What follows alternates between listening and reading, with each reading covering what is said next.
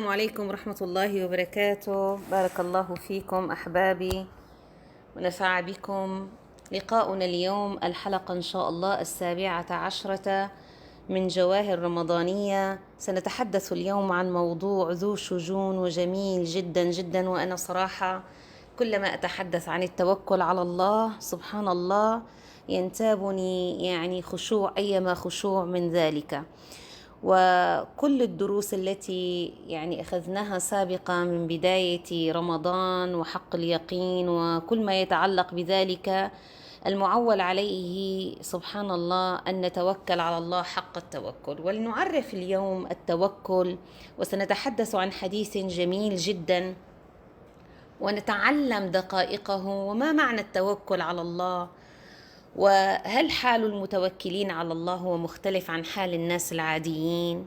ربما يكون مختلف. فاليوم خلينا نتعرف على هدول الناس اللي فعلا سبقونا بالتوكل على الله عز وجل حق التوكل، وما هي الصفة التي إذا لو فعلناها وصلنا إلى هذه المرتبة، الذين إن شاء الله يدخلون الجنة بغير حساب، الذين لا خوف عليهم ولا هم يحزنون، كسيدنا عكاشة رضي الله عنه. عكاشة سبقك بها عكاشة، فنسأل الله اليوم ادعوا بعضكم البعض لنعلم من اليوم سيسبق إن شاء الله تعالى، وليكون بإذن الله من المتوكلين على الله عز وجل. التوكل يا أحبابي هو التفويض والثقة والاعتماد على الله عز وجل حق الاعتماد. ونقول وكل فلانا أي فوضه ليقوم بأمر ما نيابة عنه. ولا يكون التوكل غالبا إلا بسبب العجز، لما بيقول الواحد أنا متوكل على فلان معناته أنا عاجز. فعندما تتوكلي على الله تعترفين بنفسك أنك عاجزة عن حماية نفسك وعن الاتيان بالخير لنفسك إلا من الله عز وجل. وإذا مفهوم التوكل في الإسلام هو تفويض الأمر لله عز وجل والاعتماد عليه والثقة به. والوكيل هو اسم من أسماء الله الحسنى سبحان الله. ومعنى الوكيل هو خالق ورب كل شيء، وهو المدبر سبحانه لجميع خلقه، هو المتصف بالكمال المطلق، هو الصمد الكافي، هو الذي سبحان الله كل مخلوق يحتاج إليه ومعتمد عليه. التوكل هو الالتجاء إلى الله في السراء في الضراء في الشدة في الرخاء، وعند الدخول وعند الخروج وعند النوم وعند الاستيقاظ، وفي السعي وفي الحركة وفي المعاش، وحتى وانت عم تطبخي، بكل لحظة من اللحظات حياتك أنت متوكلة على الله. ماذا قال الله عز وجل؟ إن الله يحب المتوكلين. بدك تكوني من أحباب الله، كوني متوكلة على الله. طيب كيف أكون متوكلة على الله؟ والله نحن بنقول كتير متوكلين يا رب أنا توكلت عليك. هلأ حنشوف كيف نكون متوكلين على الله، ورح نتحدث حتى نشوقكم إن شاء الله عن فوائد التوكل على الله. أول شيء، التوكل على الله يرفع مقامك يا حبيبي، وبيجعلك من الموقنين، وبيجعلك في معالي ودرجات المقربين، وهي أعظم درجة يوسم فيها الإنسان بمحبة الله عز وجل. فمن كان الله حسبه وكافيه ومراعيه فقد فاز فوزا عظيما. فمن كانت صفات المحبوب سبحان الله هكذا، فالمحبوب الذي يحبه لا يعذبه ولا يبعده ولا يحجبه. فاعرفي إذا كنت مع الله ومتوكلة عليه، اعرفي أنه لن يحجبك عنه، وأنه لن يعذبك إن شاء الله تعالى، وأنه إن شاء الله كلنا سنصبح في أعتاب الله عز وجل وفي عنايته وفي كنفه. وأيضا يزداد يقين الإنسان بالله عز وجل. لما بتصيري أنت مع الله ومتوكلة على الله تماما بيزداد يقينك فيه. وأيضا ينال سعادة الدارين، وينال طمأنينته في الحياة الدنيا وفي الآخرة. ويتمتع هذا الشخص أيضا بالصدق والإخلاص والاجتهاد، وأيضا يعلم أن الله سبحانه وتعالى قد ضمن له رزقه وكفاه ونصره وقضى حاجته. فسبحان الله، هنا بقى بترتفع قيمة الإنسان، فما عاد يسمع للمنجمين ولا عاد يسمع للناس يلي هن هاي مرتبة دنيا من التوكل، أن لا تسمعي للمنجمين، يعني يفترض ذلك، أصلا حرام أن يسمع، بس حتى وإن بعطف الكلام للتسلية، شو بتقلك؟ يا ما في مشكلة والله عم نتسلى، بسمع الأبراج بس لأني عم بتسلى. إيه لا، ما في شيء اسمه تسلاية، لأنه قد أنت يسقط شيء في بقلبك تقولي إيه والله، وبتنتظري، بتضلي عم تنتظري إنه ماذا سيأتي بعد ذلك. فإذا متوكلة على الله لا تستمعي إلى هؤلاء ولا حتى لشيء يرتبط بهذه الأشياء. سبحان الله، هذا يبعد القلب ويثني الإنسان عن التوكل الحقيقي على الله عز وجل. أيضا ما في شيء اسمه والله بروح لعند شيخ وهدول مشعوذين وهدول كذابين وكذا، كمان يرقي الإنسان من أن يدخل في هذا الباب، وحتى لا يقلق من رزقه ويعمل بالأسباب. سبحان الله، يعني هدول المتوكلين على الله يعملون بالأسباب، إيه نعم يعملون بالأسباب مثلنا مثلهم، بيروحوا على الدكتور وبيتداووا وبياخدوا دواء. يعني أنا إذا بدي أدخل برحمة الله، وهلأ رح نحكي حديث جميل جدا قد تحدثت سابقا عنه عندما تحدثت عن قصة سعيد الزيان، بس اليوم رح تسمعيه بطريقة مختلفة ورح نشرح دقائقه. أنا أعلم أن الله هو رب الأسباب، أتخذ الأسباب، لكن ليس إيماني بالأسباب. إيماني بالأسباب رضاء لله أن أتخذ الأسباب، ومع يقيني أن الله هو المسبب، وهو الذي إذا قال للشيء كن فيكون. عن سعيد بن جبير قال: حدثني عبد الله بن عباس قال النبي عليه الصلاة والسلام. هذا الحديث جميل جدا، ادعي رفقاتك وأحبابك، وممكن تشيري هذا اللايف لحتى يسمعوا هالكلمتين، لأنه قد تكون نقطة تحول بحياتك كلها. وأنا أستشعر معك الآن هذا الكلام، عم بحكي لنفسي قبل ما أحكي لك يا حبيبتي. عرضت علي الأمم، هذا ما قاله النبي، فأخذ النبي سبحان الله يمر معه الأمة، والنبي يمر معه النفر، والنبي يمر معه العشر، والنبي يمر معه الخمسة، والنبي يمر معه وحده أو يمر وحده. سبحان الله، يعني النبي بيجي نبي من الأنبياء ومارر معه من الأمة أشخاص، يا نفر، يا أما بيكونوا 10، يا أما بيكونوا 5، يا بيكون هو لحاله. أتى النبي وما حدا استمع له، لا حول ولا قوة إلا بالله. فنظر النبي عليه الصلاة والسلام قال: فنظرت فإذا سواد كثير، فقلت: يا جبريل، هؤلاء أمتي؟ صلى الله على محمد صلى الله عليه وسلم. قال: لا، ولكن انظر إلى الأفق. فنظرت، وعليكم السلام ورحمة الله وبركاته يا حبايب، فإذا سواد كثير. قال: هؤلاء أمتك، وهؤلاء 70,000 قدامهم، لا حساب عليهم ولا عذاب. قلت: ولم؟ يعني بشو حصلوا على هذه المرتبة؟ قال: كانوا لا يكتوون ولا يسترقون ولا يتطيرون وعلى ربهم يتوكلون. فقال، انتبهوا هي نقطة كتير مهمة، فقام إليه عكاشة. شوفوا السابقون السابقون، عكاشة بن محصن أحد الصحابة، شوفي هالتبشير من النبي، رح يدخل الجنة بغير حساب. يا الله، ما شاء الله ما شاء الله، الله يجعلنا منهم. فقال: ادعوا الله أن يجعلني منهم. قال: اللهم اجعله منهم.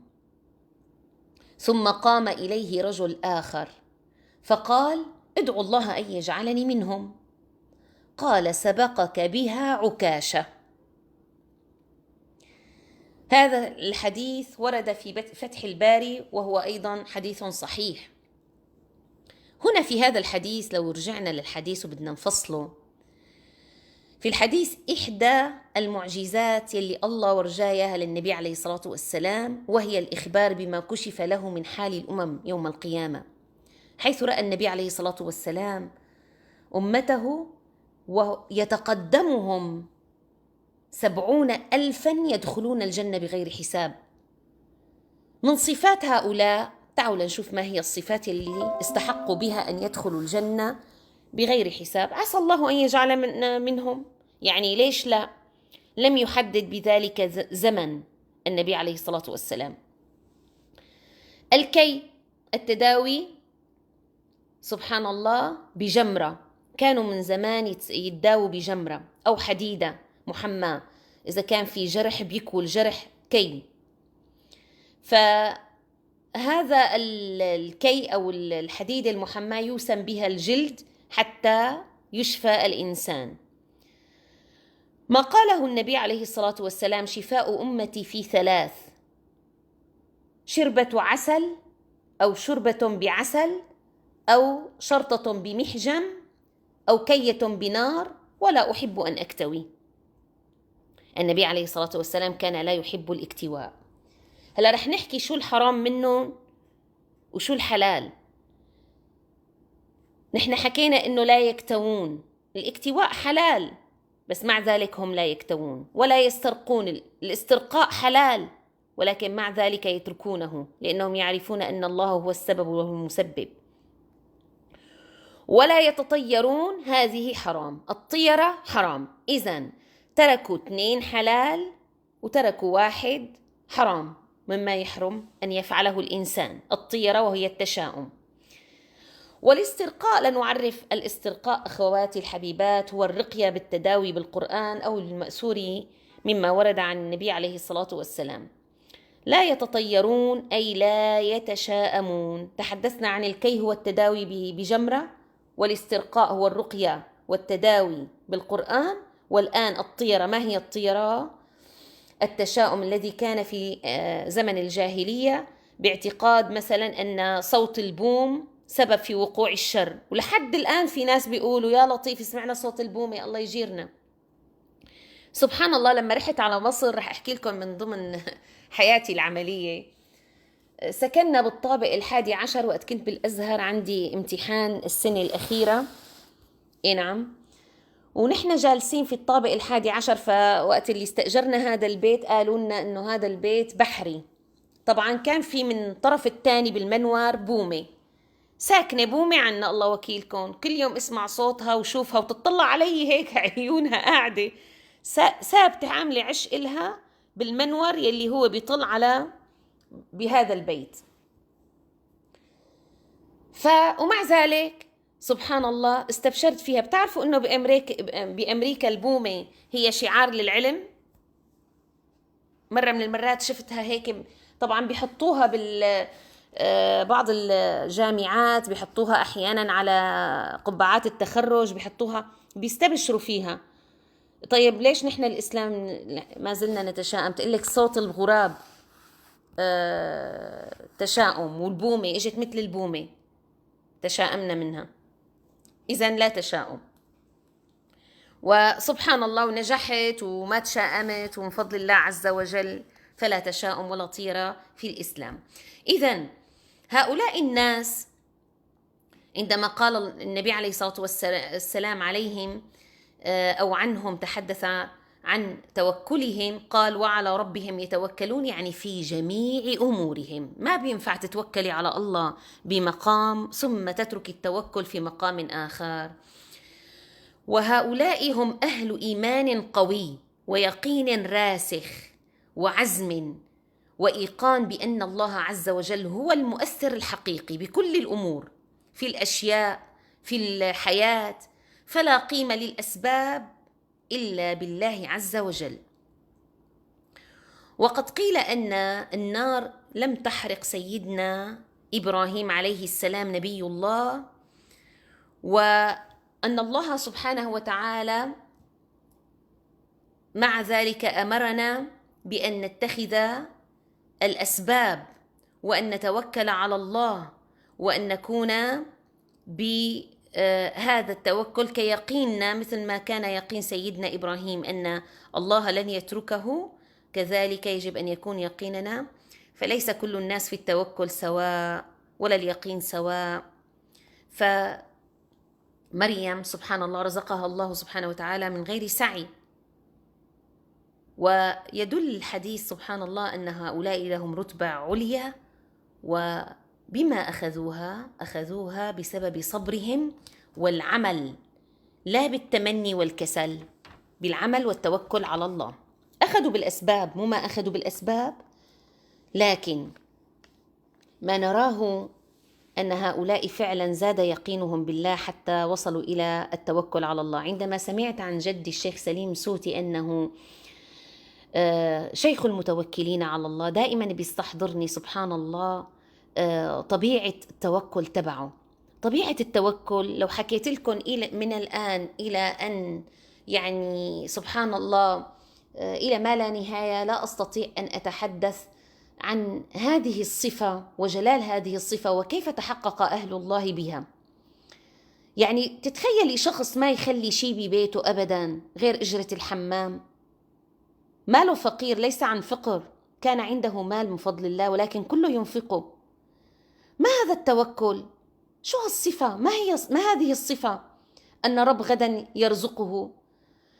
القصة الشهيرة أنه في رمضان عندما أتى إليه طارق يطرق قبل المغرب ببضع دقائق، أعطاه كل الحلة، على قول أهل مصر الحلة، أعطاه كل الطبخة، بغض النظر ناس قالت كوسة محشي، ناس قالت هي أبوات، ناس قالت، لكن القصة الحقيقية سمعتها من أعمامي وكذا أنه كانت كوسة محشي.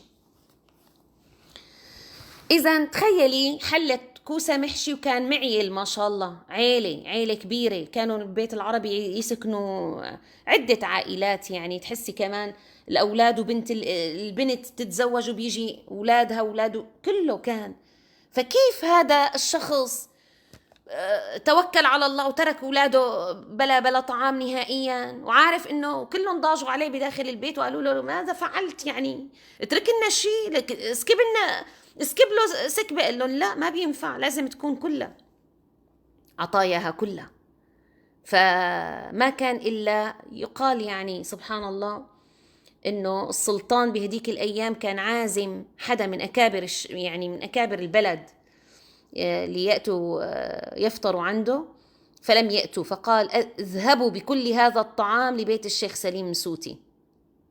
لا إله إلا الله. فأتى وهو يؤذن المغرب، مع أذان المغرب أتى هذا الطعام، فبكى أهل البيت وقالوا والله يا شيخ، يعني الله يبارك لنا فيك، والله كيف نحصل على هذا التوكل الذي وصلت إليه؟ كيف بدنا نوصل له؟ والله نحن محتاجين يا أحبابي. عرفي إنه مبارح من يومين كنت عم بسمع الشيخ كريم راجح قال له نحن ما بتصيبنا الكورونا، ما في طيرة، ما في، متوكلين على الله، مع علمنا إنه الله قادر إنه يعني، لكن أهل القرآن إن شاء الله ما بيجيهم ولا بيصيبهم بإذن الله. فتحصني، كوني قارئة للقرآن الكريم من دون أن تقرأي القرآن لأنك تسترقي به، اقرأيه لأنه كلام الله تعظيما لكلام الله، فالله يحفظك به. عن البراء بن عازب قال النبي عليه الصلاة والسلام إذا أتيت مضجعك فتوضأ وضوءك للصلاة. خدوها مني اليوم يا حبايبي، كتير مهمة، ورجاء خلوا هذا اللايف يسمعوا كل الأحباب، والله كتير مهم هذا عسب تذكرة. يعني أنا عارفة ممكن تكونوا أنتوا بتعرفوه، لكن نحن بنذكر بعضنا البعض. أحيانا حال المحاضر أو الإنسان اللي عم يحكي الحال تبعه أحيانا بيوصلكم، حاسة إنه يعني إن شاء الله هذا طالع من القلب، إن شاء الله بيوصل لقلوبكم. فتوضئي أختي كما قال النبي عليه الصلاة والسلام، فتوضأ وضوءك للصلاة ثم اضطجع على شقك الأيمن ثم قل اللهم أسلمت نفسي إليك. شوفوا التوكل على الله. وفوضت أمري إليك وألجأت ظهري إليك رغبة ورهبة إليك لا ملجأ ولا منجى منك. إذا بتقدروا حبايبي حدا منكم يكتب هذا الدعاء اللي أنا عم أقوله، عسى الأخوات ينتفعوا منه. لا ملجأ ولا منجأ ولا منجى منك إلا إليك. اللهم، انتبهوا ما معنى كلمة آمنت. اللهم آمنت بكتابك الذي أنزلت وبنبيك الذي أرسلت. قال النبي عليه الصلاة والسلام: فإن مت من ليلتك فأنت على الفطرة، فطرة الإسلام، اجعلهن آخر ما تتكلم به. ما تحكي مع حدا بعد ما تقولي هذا الدعاء، خلص هذا آخر كلام بتحكيه. قال: فردد، أو البراء بن عازب كان جالس بين يدي النبي عليه الصلاة والسلام، قال: فرددتهن على النبي عليه الصلاة والسلام، فلما بلغت اللهم آمنت بكتابك الذي أنزلت قلت ورسولك، يعني غير كلمة، قال: لا ونبيك الذي أرسلت، يعني بدك تلتزمي باللفظ حتى. وهذا ورد في فتح الباري بشرح صحيح البخاري. وأيضا عن أنس بن مالك رضي الله عنه قال: قال رسول الله صلى الله عليه وسلم: من قال بسم الله توكلت على الله ولا حول ولا قوة إلا بالله، فيقال له حينئذ كفيت ووقيت وتنحى عنه الشيطان. وهذا دعاء ممكن تقوليه عند الدخول إلى المنزل، سبحان الله، أو حتى لما تخرجي، يعني بالدخول والخروج ممكن تقوليه. وأهمية الأخذ بالأسباب. ليش بدنا ناخذ بالأسباب؟ لأننا نعتمد على الله في كل الأمور، وما شاء الله كان وما لم يشأ لم يكن. لأن هذا يوصلنا، السبب هذا هو ما يتوصل به إلى، أو ما يتوصل به إلى غيره. فأنا ما بقدر أوصل للشفاء إلا بسبب إني أروح على الدكتور مثلا.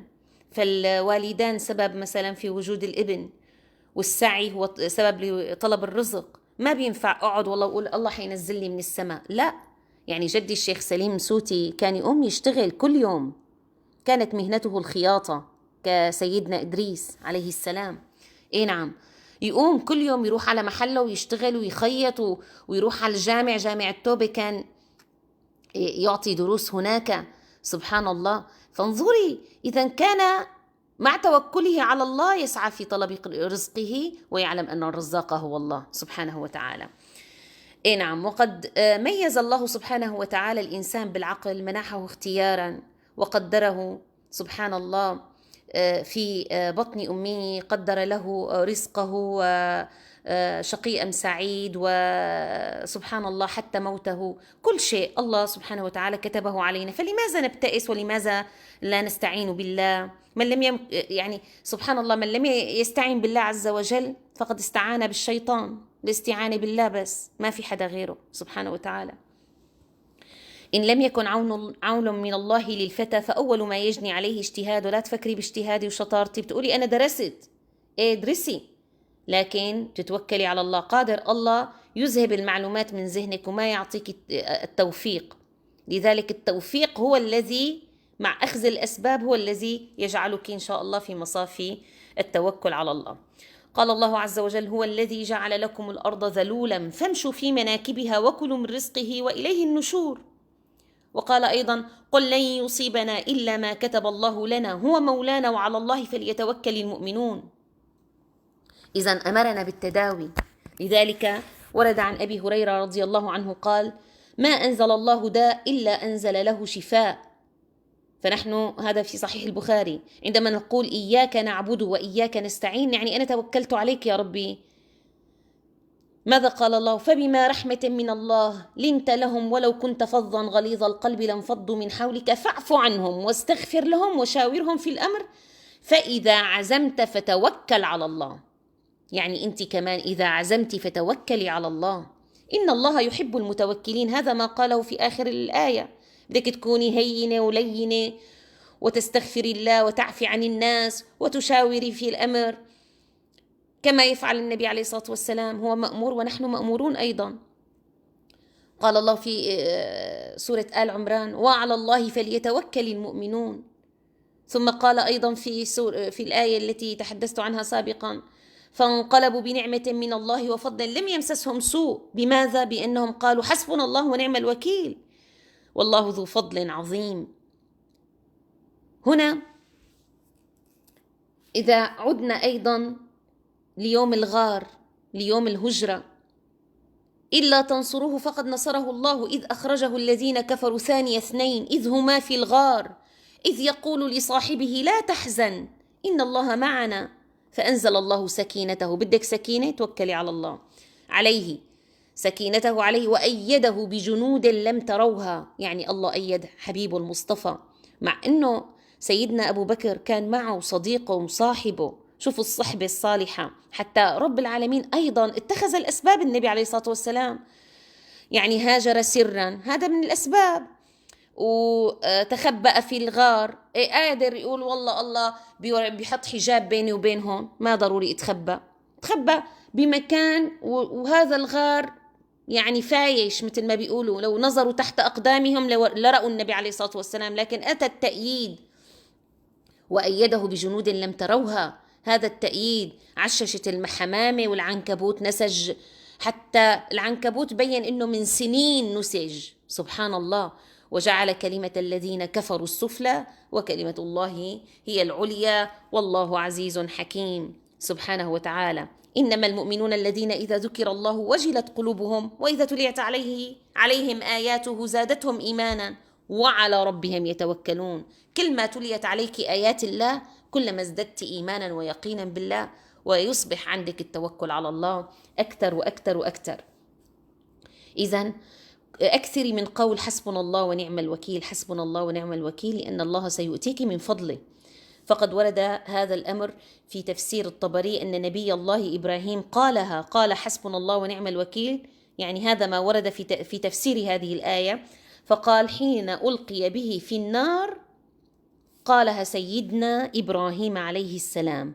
شايفين قديش حسبنا الله ونعم الوكيل؟ إذا واحد ظالم واجتمعوا الناس عليكي، عندك بشغلك في ناس اجتمعوا عليكي لحتى يكيدوا إليك كيدا، أو عندك مثلا من العائلة حدا كاد إليك، أو من الرفقة، أو من الأصدقاء، أو من حدا خايفة منه، قولي هذه الآية والله فيها خير كثير، فيها خير كثير يا حبيبة قلبي. ما قلتها مرة. الذين قال لهم الناس إن الناس قد جمعوا لكم فاخشوهم. يعني انتبهي إلى قول الله عز وجل فاجتمعوا فاخشوهم فزادهم إيمانا وقالوا حسبنا الله ونعم الوكيل فانقلبوا بنعمة من الله وفضل لم يمسسهم سوء واتبعوا رضوان الله والله ذو فضل عظيم يؤتي فضله سبحانه وتعالى من يشاء. وأختم حتى أدلل إن شاء الله تعالى على أن هذا الحديث عندما ورد سأل كثير عن هذا الحديث، وقبل حديث النبي عليه الصلاة والسلام الذي تحدثت عنه في الطيرة وفي التشاؤم والاسترقاء والكي، أن أصحاب النبي عليه الصلاة والسلام قد خاض الناس في أولئك من هم الذين تحدث عنهم النبي عليه الصلاة والسلام. يعني بعد ما تحدث النبي عن هؤلاء الذين يدخلون الجنة بغير حساب، قال بعضهم لعلهم الذين ولدوا في الإسلام، يعني هدول ولدوا ما سجدوا أبدا، مسلمين من أول ما ولدوا مسلمين. لعلهم الذين صحبوا رسول الله ولم يكفروا أبدا. وظلوا عم يقولوا لعلهم حتى خرج عليهم النبي عليه الصلاة والسلام قال ما كنتم تخوضون فيه فأخبرهم، يعني فقال هم الذين لا يسترقون إلى آخر الحديث. إذن هذا المعرض عرض النبي عليه الصلاة والسلام عندما تحدث عن هؤلاء الذين سيدخلون الجنة إن شاء الله بغير حساب. شوفي مع تقواهم لله وإيمانهم به واستقامتهم على أمره، مع ذلك لا يسترقون ولا يسألون الناس أن يرقوهم، ومع مرضهم ويعلمون أن الكي ممكن يكون مفيد ومع ذلك لا يكتوون، لأن النبي لم يحب الاكتواء، مع أنه يجوز جائز مع جواز الكي ومع جواز الاسترقاء. وقد رخص النبي عليه الصلاة والسلام للسيدة عائشة وأم أولاد جعفر، قال لا حرج عليكم يعني، لكن تركه أفضل إذا تيسر الأمر أن يعني تقرأي ما تيسر من القرآن وتستعيني بالله أن القرآن كله شفاء إن شاء الله. أما الطيرة فهي لا تجوز مطلقا، فهي محرمة. إذن لا يجوز أن يكون الإنسان بضعف من الإيمان. وقال النبي عليه الصلاة والسلام لا بأس بالرقي أو بالرقية ما لم تكن شركا. وقد رقي رسول الله صلى الله عليه وسلم من سيدة عائشة عندما مرض، وقد رقى سيدنا النبي عليه الصلاة والسلام بعض أصحابه. وأما معنى الاسترقاء أن يقول اقرأ يا فلان، أنت استقراء يعني طلب الاستقراء من كذا، فاقرأ، أو راح لعند شيخ حتى يقعد يكبسه. تعرفوا هي كلمات كتير بنسمعها بالشام، راحت لعند فلانة خدوها لعند شيخ يمكن مدري شو صاير لها. اقرأي يا حبيبتي سور القرآن الكريم وارقي نفسك، والله هو الذي يتولاك وهو الذي يعينك. اي نعم. وتركه أفضل، يعني ترك أن تذهبي لعند أي حدا حتى يرقيك مهما كان من الناس اللي هن خير الناس. الأفضل أن لا تعودي ولا تذهبي إليهم، لأن الله هو الذي بيده كل شيء، وهو عبد وأنت عبد إلى الله عز وجل.